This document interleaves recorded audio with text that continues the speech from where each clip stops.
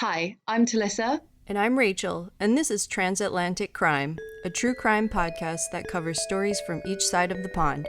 Every week, we will both cover a separate story with a running theme. Disclaimer, this podcast will contain swearing and details that some people may find offensive.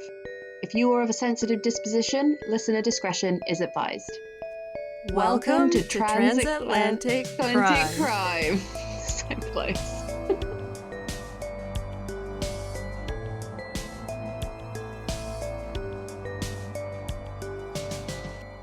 Hi, Talicza. Well, hi there, Rach. I have not seen you for at least 2 minutes. It's been ages. It's been a full week.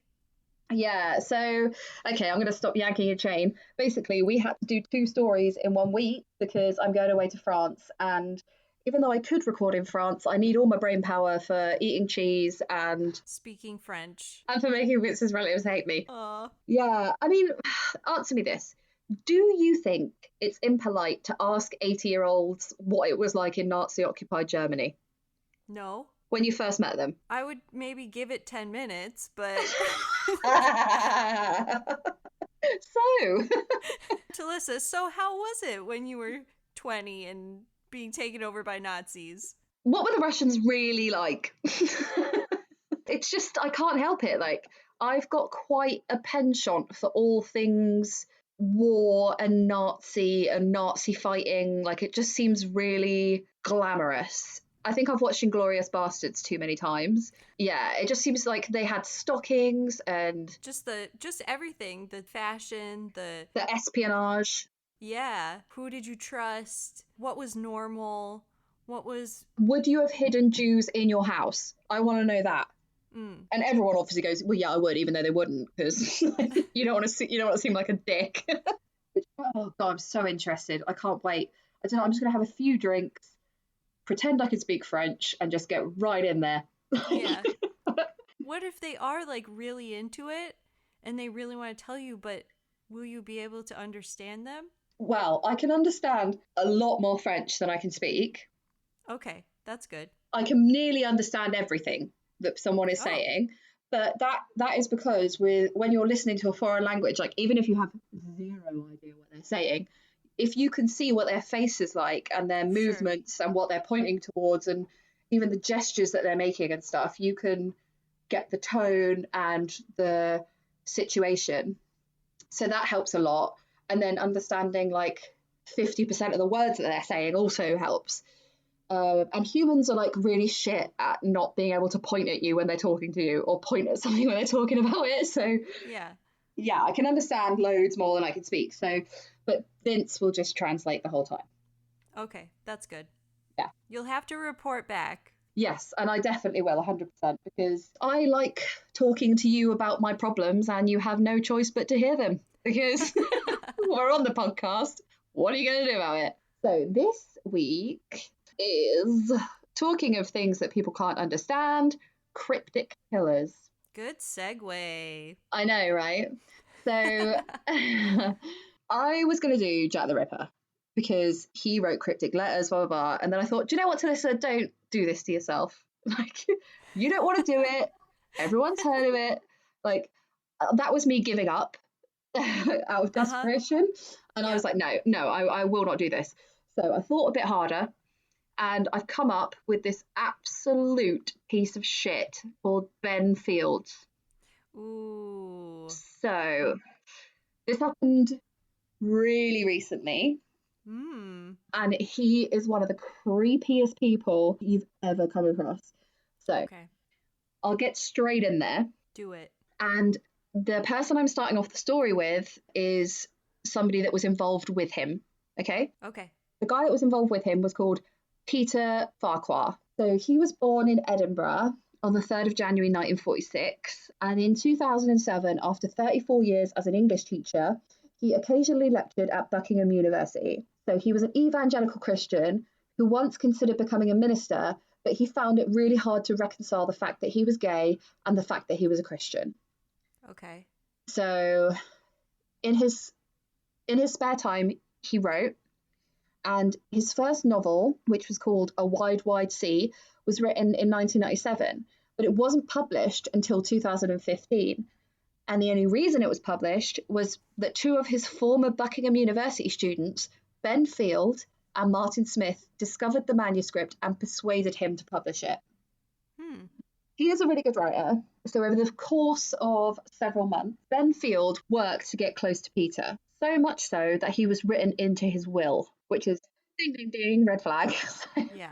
Nobody be changing their wills. Peter believed the couple were in love.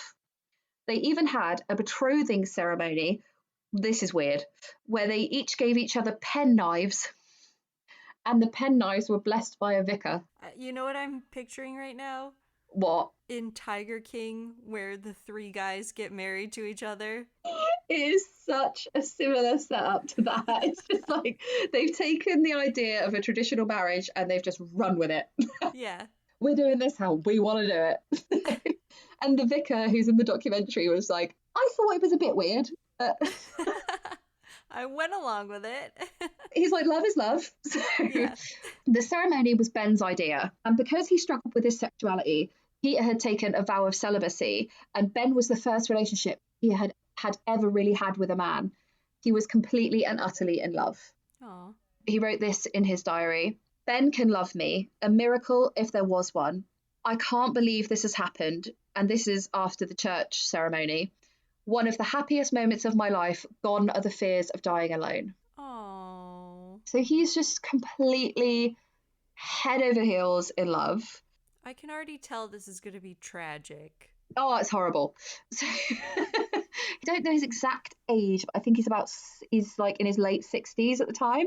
Aww. And Ben Fields is in his mid-20s. Oh, whoa. Okay. Yeah, so I didn't mention that bit. So yeah, Peter Farquhar was born in 1946. And just to put it into context, my mum was born in 1959 and she's now 61 or 60. My mum's like 61, 62. He would have been in his 80s now, Peter Farquhar. Yeah. And Ben Fields right now is in his 30s. Mm-hmm. So big age gap. Still, Tiger King vibes. Except it's reversed. Yeah.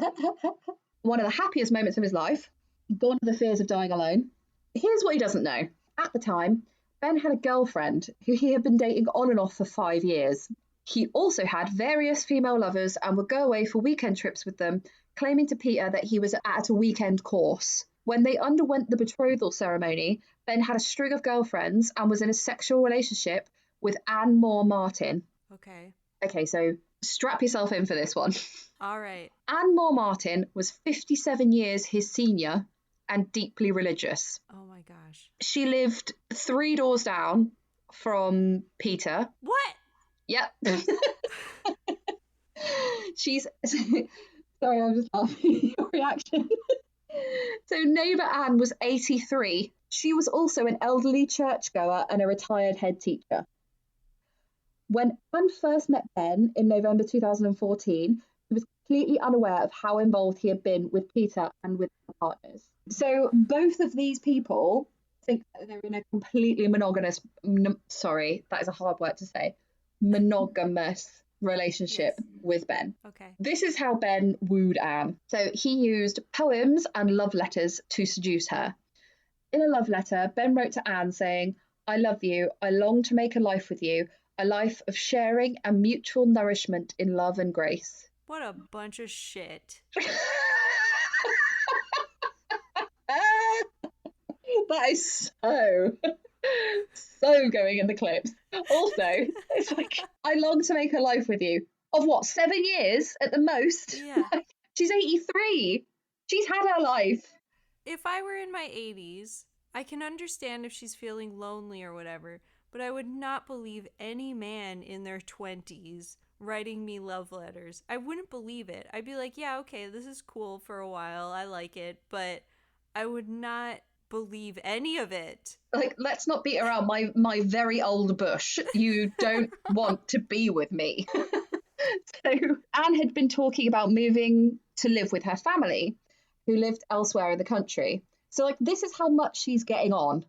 She's can't really be in her own house at the moment. Like, oh. But due to Ben's manipulation and her feelings for him, she began to withdraw contact from her family. So No. she just started ignoring him. On the 26th of October 2015, Farquhar, as in Peter Farquhar, was pronounced dead. 69, Peter, a man who had been in good health, died after a long period of confusion and illness.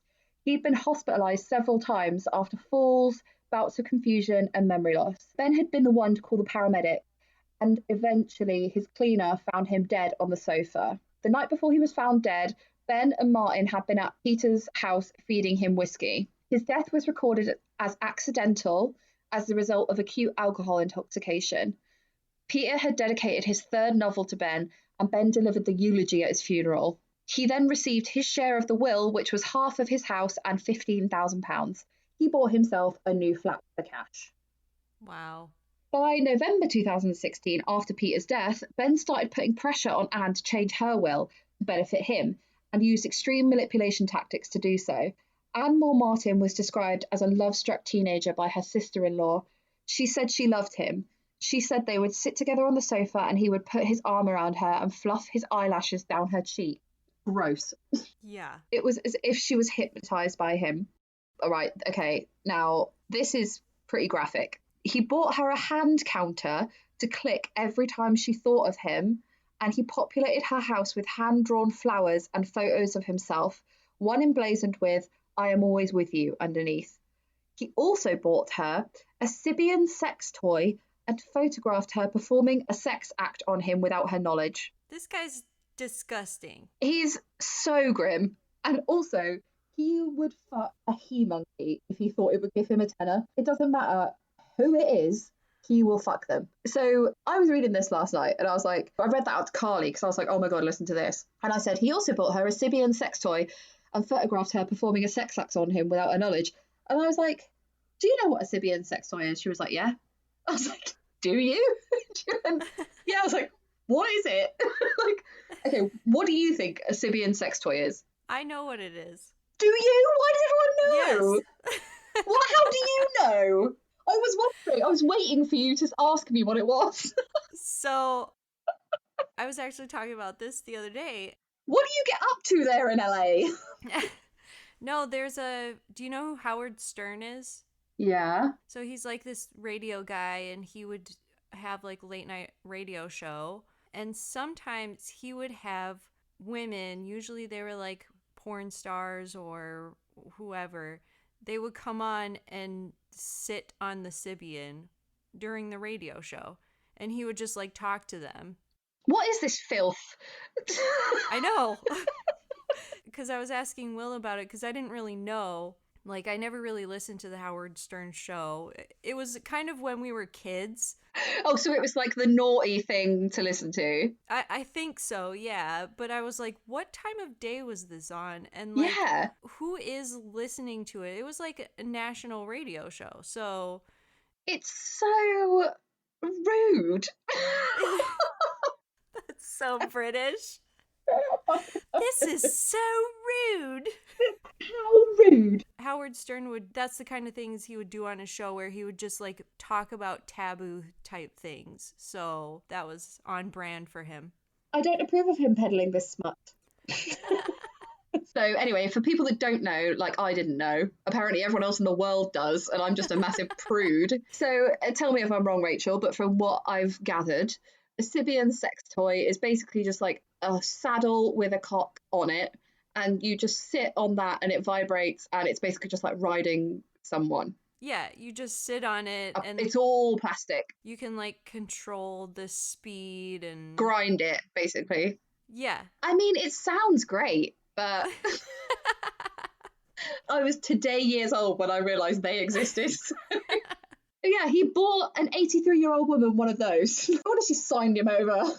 They're really expensive too.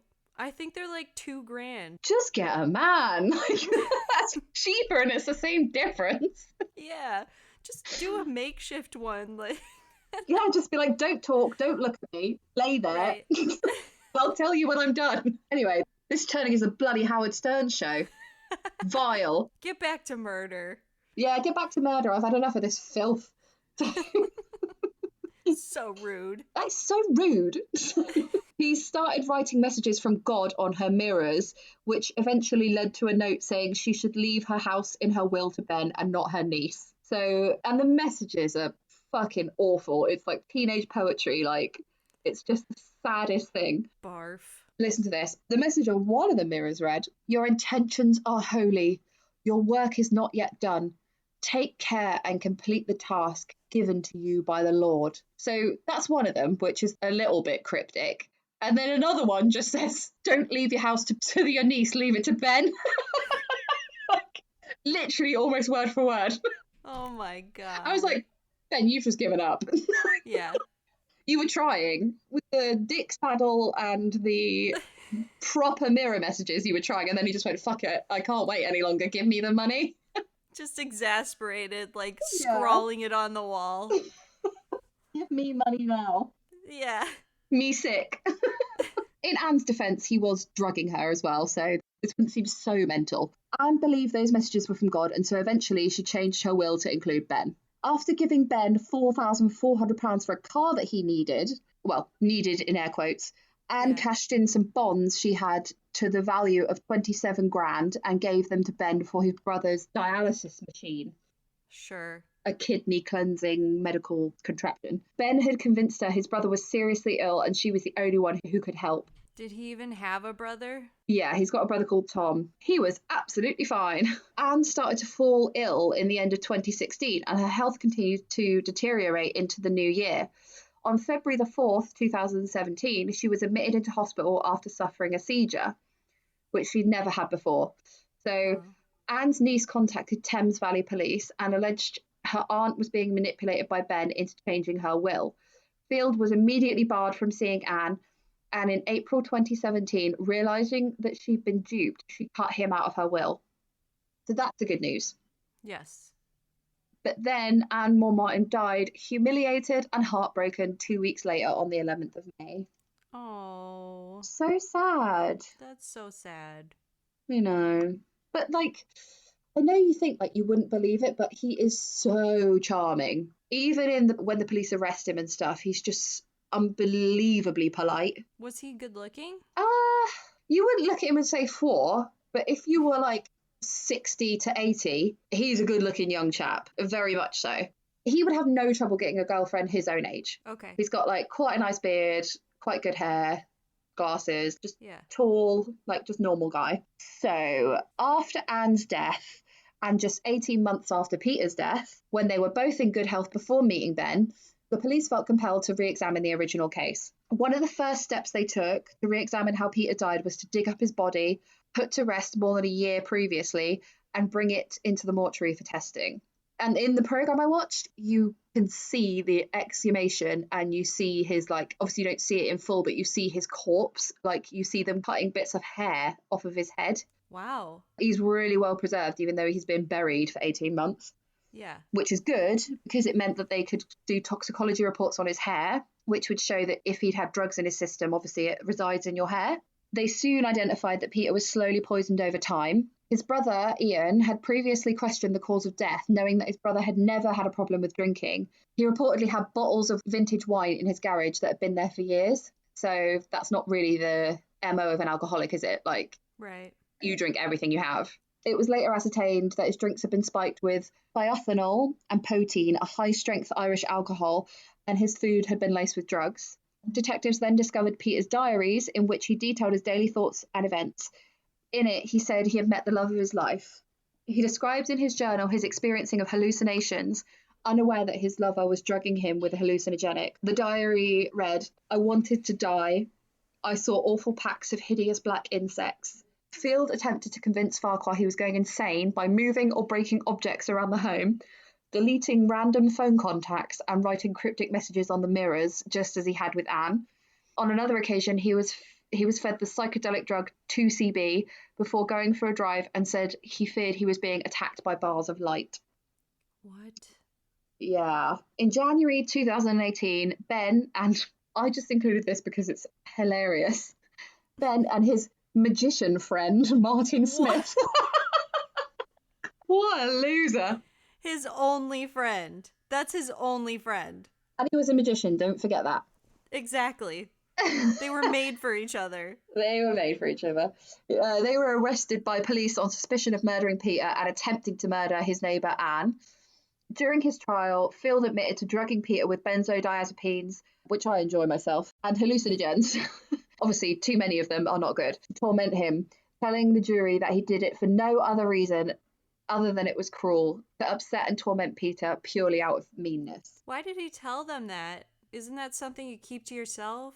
He's a psychopath for sure. Yeah, he's a psychopath. He knew he couldn't get out of it, and he was just enjoying his day in court, I think. He also spiked his drink with bioethanol and poitin in order to make him question his sanity. Prosecutors came to the conclusion, as there were no marks on Peter's body, Field had likely suffocated him when he was too weak to resist. On the 9th of August 2019, Ben was convicted of his murder, and on the 18th of October sentenced to 36 years to life imprisonment. Field was acquitted of the attempted murder of Anne Moore Martin. Why? Because he got found out and then he wasn't allowed to see her. So in the preceding 2 weeks, she died, but that could have been of a broken heart. She was going to die anyway. She was 83. Yeah. To be honest, though, his drugging her probably fast-forwarded her route to death like quite a lot, I'm assuming. She might have gone through a withdrawal. Yeah, maybe her liver gave out. Right, yeah. Like she did all these drugs unknowingly, and then all of a sudden they were cut from her system, and then she couldn't handle it anymore. Oh my gosh. It happens all the time.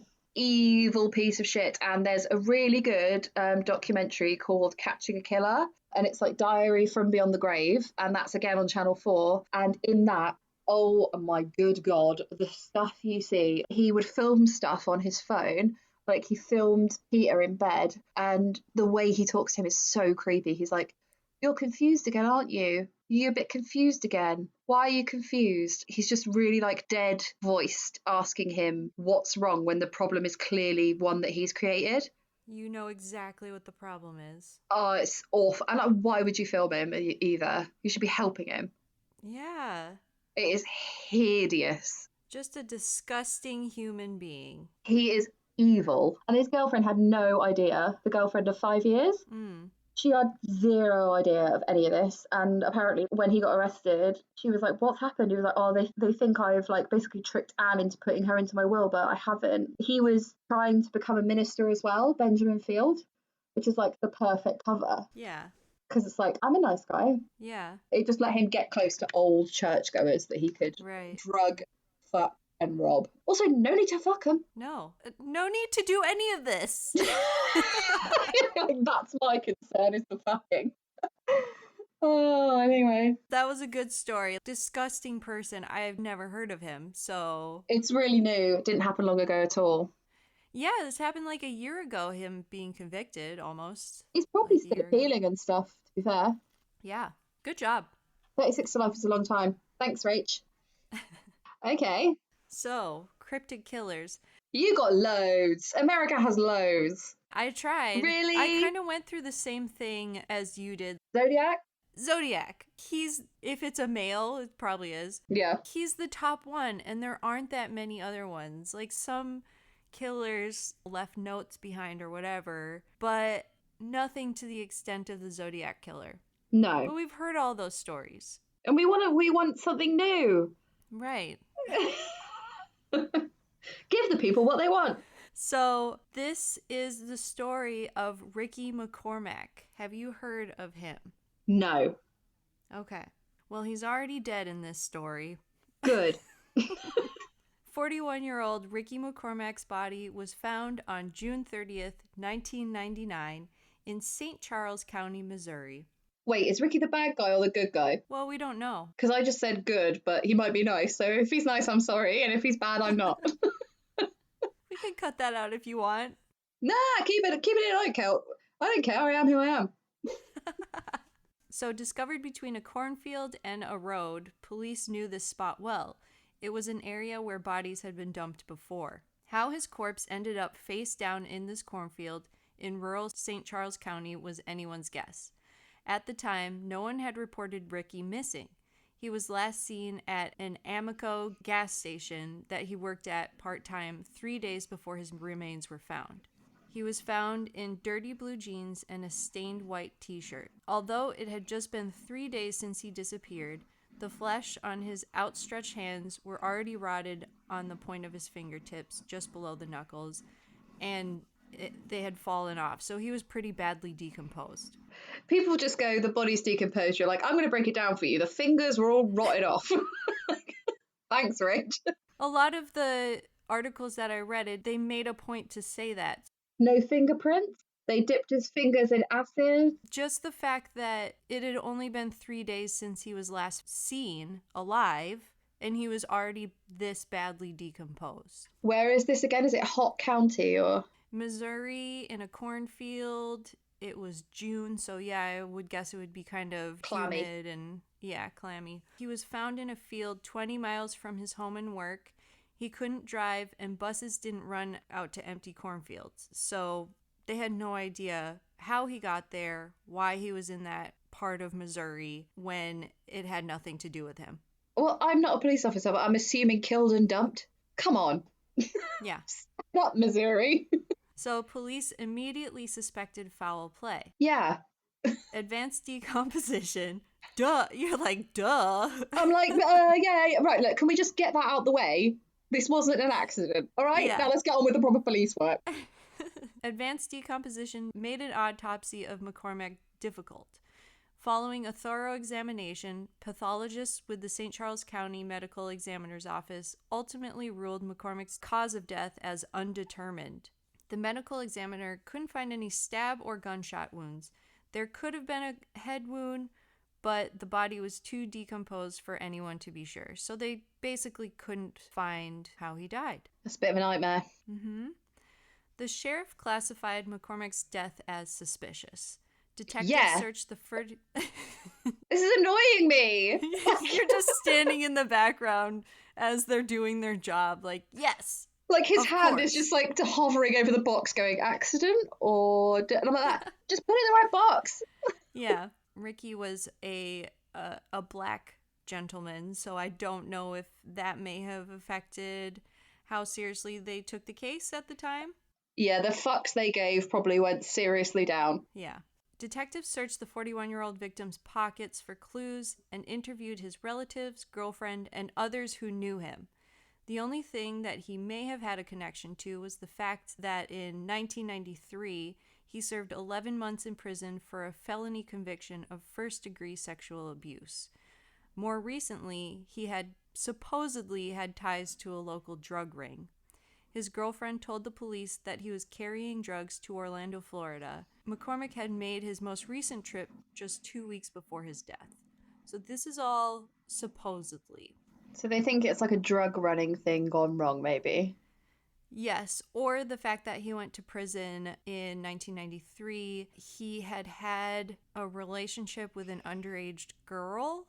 Right. And that girl had 2 children. So he was the father of 2 children with her. Okay. And I think he also had 2 other kids. Yeah, I mean, that doesn't... What year is this? It was the 90s. So he was found in 1999. He went to prison in 1993. It's not like it was the 30s where, like, 15-year-olds got married willy-nilly. Right. That's a bit late for me. My likeometer on him is going down slightly. You'll find out, too, he wasn't a very smart guy. He might have been a little bit... On the low IQ, yeah. Yes. Police searched for a reason why somebody must have wanted to kill him. But with no leads and with no clear evidence of a crime, there wasn't much for investigators to do. They said, "We've worked every lead, and not only can we not prove it was a homicide, we can't even come up with a motive for this guy to be dead." So, over the next 12 years, the case remained cold. Also, side note, so in 1995, 4 years before Ricky died, authorities discovered the body of an alleged sex worker in an abandoned house along the same stretch of road as the cornfield that Ricky was found in. 2 years after Ricky's death, state road crews mowing grass about 300 yards away from where they found Ricky's body, they found nude bodies of 2 more women. Jeez, this is just where you're going to Yeah. dump corpses. Yeah. Ugh. And who knows if it's connected, but I kept that in there because who knows? Kind of reminds me of, Lisk, the Long Island serial killer. Yes. There's a bit of scrubby marshland in Long Island, and they keep finding bodies there. And they're like, is this the same person? Or is this just an unbelievably convenient place to dump a body? Right. Yeah. It's such thick marshland that you can't get through it. If you make the effort to dump a body there, like, no one just goes like traipsing through there for no reason. Yeah, no one's hiking around there. No, it's basically just like uninhabitable marsh. No one's going to discover it if you put it in far enough. Right. So it's a difficult one, isn't it? In the old body dumping hotspot, it's like, is this just a place people know about? Or is it connected? Yeah. You said about an abandoned house. Yeah. In England, we don't really have those. You have an abandoned house on a council estate, maybe, that's between two other houses, and it's like derelict and you'll die if you go in from a beam falling on you. Or there's a big old empty factory, but in America, I feel like there's so many fucking empty houses for bad shit to happen in. Oh, yeah, totally. You guys are spoilt with land. We don't have the land. So much land, so much space. You're like, bored of this house. See you later. I'm just going to go and build another one. No. When we were driving back to Minnesota a couple of weeks ago, there were just broken down farmhouses. Like, you could tell no one lived in them, or people did live in them, but they're just a dime a dozen in the middle of America. Even in LA, there's houses around that people can't afford to live in anymore, or they get old and they go live in a home and their house is just... Are you never willing with Will to just buy like an old abandoned house and do it up? Oh, yeah. We would love to. There's like a house right around the corner and we walk past it all the time. It's such a like cool 70s design. Oh, do it. We so want to. It would be so cool, but it's completely broken down as well. So it would take double the amount of however much you buy for it to fix it up. But also it's like, I like it because A, you get to do it how you want, and B, like, it's using up stuff that's already there and not wasting money, because building a house isn't wasting money because someone's obviously going to live in it. But I don't know, I just like the romantic idea of getting a plot of land and getting me a wife and a few kids and a dog. The wife, the kids, the whole shebang. Yeah, I just think that's really cool. But anyway, yeah, we don't really have abandoned houses in England, and I mean, we do, but just nowhere near the amount that you have, which I think is what breeds the sinister serial killer funfair that is old houses. Anyways, back to the story. Yeah. So over the next 12 years, the case remained cold. In March of 2011, the FBI's Cryptanalysis and Racketeering Records Unit, or the CRUU, shared 2 notes that had been found in the pocket of McCormick's jeans. Okay. The police found the notes on McCormick's body and, unsure of what to make of them, turned to the FBI for help. For more than a decade, the FBI couldn't crack McCormick's code, which is why they released them to the public in 2011. Oh, they should have been doing that so long ago. The public love cracking a code. Yep. The public cracked the Zodiac code. I know. Come on. Well, let's talk about the code a little bit. All right. Investigators believe the notes in McCormick's pockets were written up to 3 days before his death. The note contains over 30 lines of coded text, including numbers, letters, and parentheses. It's just like a line of letters. I'm so shit at codes, I get really irritated. Like, people go, oh, I love a puzzle. No, I feel like punching the piece of paper and then myself in the face. It makes me feel stupid. I know, I'm the same. And I've got no patience. My dream last night, because I was finishing up this story last night before I went to sleep. My dream was that I was in this group of people looking at this piece of paper with the code on it, and then all of a sudden some person was like, oh yeah, this is what it says. It's so easy, and making everyone else feel stupid that they didn't know. Was that a dream, or was that last week at the cafe? So Carly loves stuff like that. And her friend sent her at the start of lockdown when everyone couldn't leave the house and they bought like puzzles and stuff. Carly's friend Emily, who really likes, have you ever been to like a locked room puzzle or whatever? I am so not entertained by that. Oh, me neither. We had to do it for a work thing. Like, it was mayhem. It's just people screaming out answers like they think it might be. Someone's always really competitive too. I can't stand competitiveness. Like, No. I either know I'm good at something, I'm quietly confident, or I don't care. Right. Same. I know I'm great, doesn't matter. Or I'm like, look, I'm shit, this is going to be no fun for me, no thank you. Don't yell at me. Don't shout the answers, I don't care. Yeah. So basically, Emily sent her a package and it was like, you had to sort out 10 clues. And then at the end of that, you got a code that you put into a website and it gave you a message. And Carly was sat there doing it for like an hour. And I looked at one thing and was like, don't know what it is. This is stupid. I'm out. I was like, my idea of fun isn't feeling stupid. Just like on roller coaster rides, like my idea of fun isn't that feeling where you're going to die. Frustration, not my idea of fun. I don't want to bend my brain or feel like I'm going to die as a form of entertainment. No, absolutely not. For it to be fun for me, I need it to be achievable. Yeah. Let's go bowling. The end. I'll do mini golf if the course isn't that hard. What were you even talking about? The code. We were talking about the code. The code. And my dream. Your Feeling dream, right? Stupid. Being made to feel stupid in my own dream. Yeah, not my idea of fun. Or yours. No. Despite extensive work by the CRUU, as well as help from the American Cryptogram Association, the meanings of these two coded notes have not been cracked. What? So obviously, they passed it out to the internet, took a hold of it in 2011. Yeah. It's been passed on Reddit a bunch of times. Still nothing? Still nothing. So, some web sleuths see the evidence of bipolar disorder, schizophrenia, or even brain damage. Some think that they are nothing more than a handwritten schedule for his medication. So they think that possibly he wrote it. Okay. Others ask whether a high school dropout who could barely write his own name could produce something that the FBI and people around the world haven't been able to crack. There is the chance it is just nonsense. Some think that his murderer may have planted the notes as a red herring to the police. According to members of McCormick's family, he had also used encrypted notes like this when he was a child, but apparently no one in his family knows how to decipher the codes. His mom said, "They told us the only thing in his pockets were the emergency room tickets," his mother told the press. Now, 12 years later, they come back with this chicken scratch shit.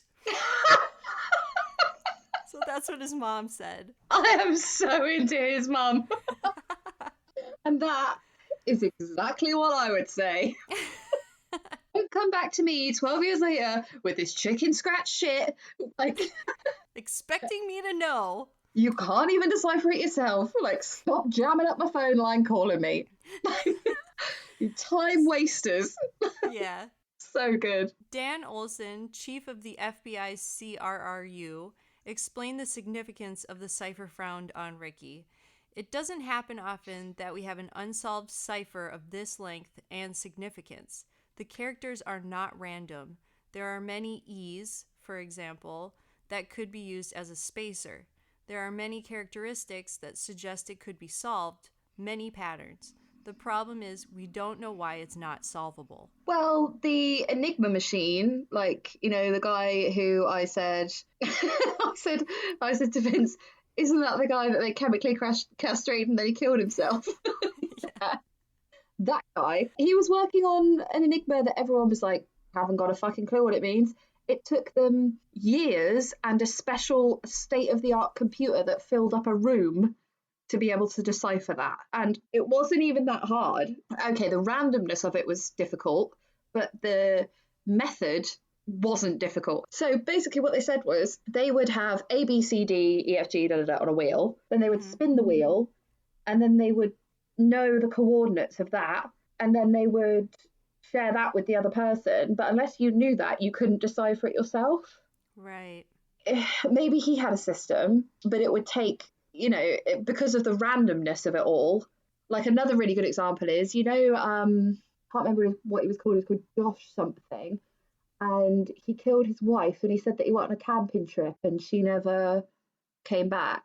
And he had 2 kids, and his dad was like also obsessed with the wife. Do you remember this? Any of this? No, I don't. Well, basically, anyway, to cut a long story short, if you know what I'm talking about, that's fine. If you don't, it's not relevant to the story. But he had hard drives, and he'd encrypted them so well with a password that the FBI couldn't get into them. Yes. Yeah. And basically they had to you can run like a code cracker on a password for a hard drive. And they said we had 10, these amateurs had 10 computers running 24 hours a day for 3 months, and they hadn't even cracked one number. And he's the guy that made a lot of videos just talking about himself. And yes, I know who you're talking about. I can't remember his second name, but that's just one example of how if someone doesn't want you to figure out what they've written down or what they've made, there is a very easy way to do that. Right. Unless you know the key, you can't. Yeah, and it's only in your head. And if he's been doing that since he's a kid, you said he used to do it when he was a kid. Possibly, but why would he? It's very sketchy because it's why were those in his pocket? Maybe just notes for himself that he didn't want anyone else to know about, like secret thoughts, like a journal. Or... Yeah, but just the fact that he wasn't that smart of a person, and he was able to make a code up that nobody's been able to crack. So the notes have stumped the world's foremost code breakers. McCormick's notes now rank 3rd on the CRRU's list of top unsolved cases, behind only an unbroken cipher authored by the self-proclaimed Zodiac Killer in 1969, and a secret threat letter written to an undisclosed public agency about 25 years ago. To this day, the case remains open. Oh my God, let's get a picture of the thing and put it on the Instagram, and someone can solve it.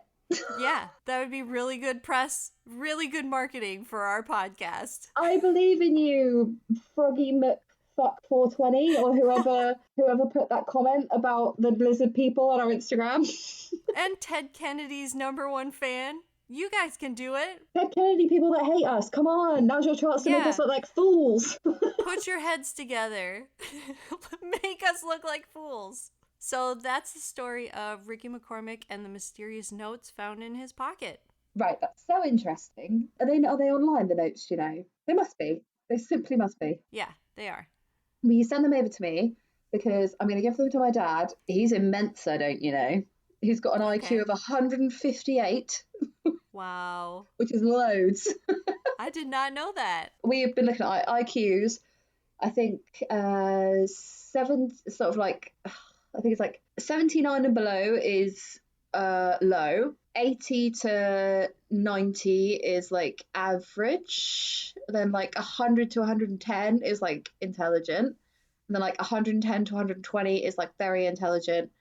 And then 120 to 130 is very intelligent. 30 to, I think 130 and above is genius level.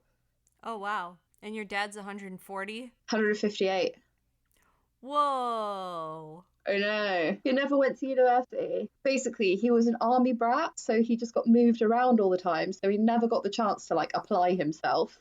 Yeah. And also his parents were unbelievably cruel. And his mum, my nan, I don't think she was exceptionally horrible. I think she was just a cold mum of that era. But his dad, my granddad, was really horrible to him. He would call him a little gay and a little puff and stuff, just horrible stuff. So I think he's unbelievably emotionally damaged, but so intelligent that it's a real waste. If my dad gave a shit about anything as much as he gives a shit about 3D printing and lock picking and brewing his own alcohol, and he could just cure cancer, run the world, launch a spaceship. Wow. I know. He's an interesting man, is Brian. Did any of you or your family members, do you think you got any of that from him? So my IQ was 128, which is pretty good. Yeah. Pretty good. How do you find out? Do an IQ test. You can do a Mensa test to find, like, the internet ones can be a bit hit and miss, obviously, but you can do like an IQ test to find out officially, which I think my housemate Carly was going to do because she's cleverer than me. She's like on like 138 or something, which annoys me because at school I was a lot cleverer than her. Really? At college we were about the same, and then I went to university and she dropped out and now she's cleverer than me. That annoys me a lot. Well, I had a friend at uni and she was, I'm not trying to be mean, but she was ditzy. And yeah, but that comes with it. Like, some people have the gift of the gab and they can get their way through anything, and some people are clever and they got no common sense. Yeah, and she was studying to be a doctor. She was brilliant in like understanding all medical stuff, but like if you had a conversation with her, you would think that she would never have a job. No, I know. And because I'm a little bit like that, in that I will lose my keys, I'll forget stuff really easily. I'll just say stupid stuff. But yeah, I can figure things out fairly quickly. But like I said to Carly, what is it like living with me? And she went, it's like living with a very intelligent child. Aw.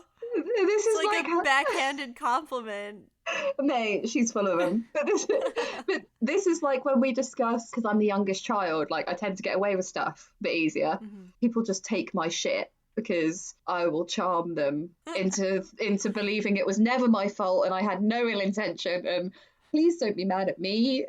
Right. I've had all my life to practice that. Yeah. And you were like, you remind me of my husband.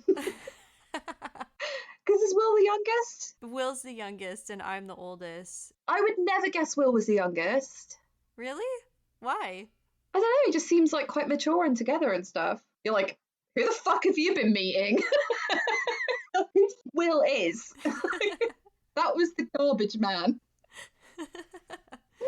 No, I really want to find out my IQ now. I've always been like nervous. I've been like nervous because I'm like, what if it tells me it's like 72 or something? Rachel, Rachel, if your IQ was 72, you would have been in a special class at school. That's a big leap. Like, yeah, that's true. I also probably wouldn't care if I had a low IQ. I'd be like, well, whatever. Rachel, you're a very intelligent person. Like, that's not going to happen. Talicza. It's true. Like, yeah, you're a together lady. And I think you'll be pleasantly surprised. And some people debunk it and say IQ doesn't mean anything important.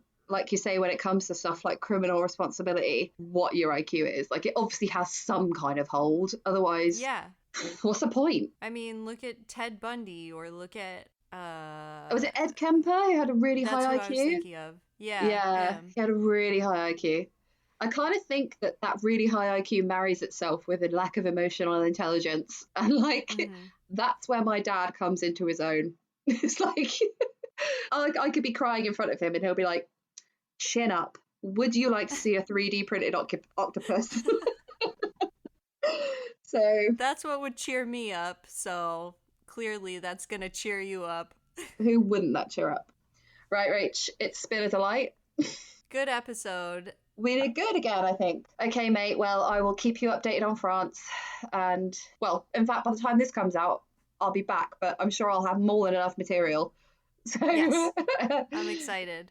Yeah, I'll try to take pictures too and put them on Instagram so people can share in my French adventure. Yeah, send me a postcard. Oh, yes, I definitely will. Okay. All right. Au revoir. Bye. Au revoir. Thanks for listening to Transatlantic Crime this week. If you liked what you heard, please rate, review, and subscribe. And if you'd like to follow us on social media, you can find us on Twitter at TransatCrimePod, Instagram at Transatlantic Crime, and on Facebook with Transatlantic Crime Podcast. Thanks, bye.